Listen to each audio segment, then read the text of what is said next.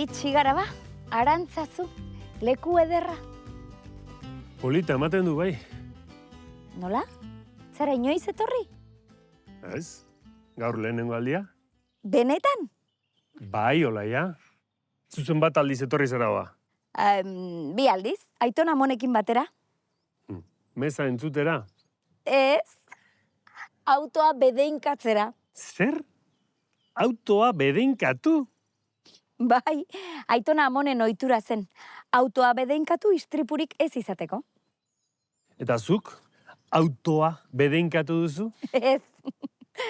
Nik asegurua ordaintzen dut. Tira, lanera.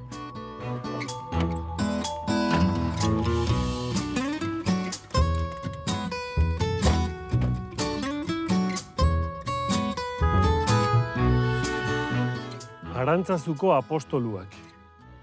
Bai obra dotorea. Oso, badakizu Oteiza artista handia zen? Oteiza? Jorge Oteiza, eskulturgilea, berea da artelan hau. Etzenekien? Egia esan ez. Baina ze kazetari klase zarazu? Aizu, naiz perfektua. Hori argi dago. Ni naiz perfektua. Baina obra hori ere ez. Zer diozu? Ea, 1, 2, 3, 8, 10, 14. 14 apostolu. Eta?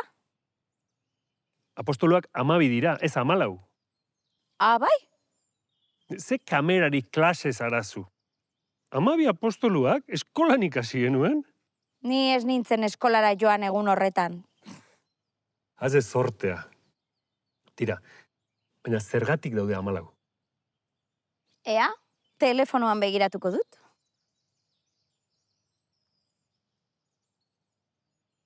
Oteiza, Arantzazu, apostoluak, 14. Hementxe. Zer dio?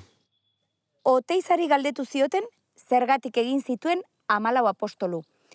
Eta erantzun zuen 14 egin ditut, ez direlako gehiago sartzen.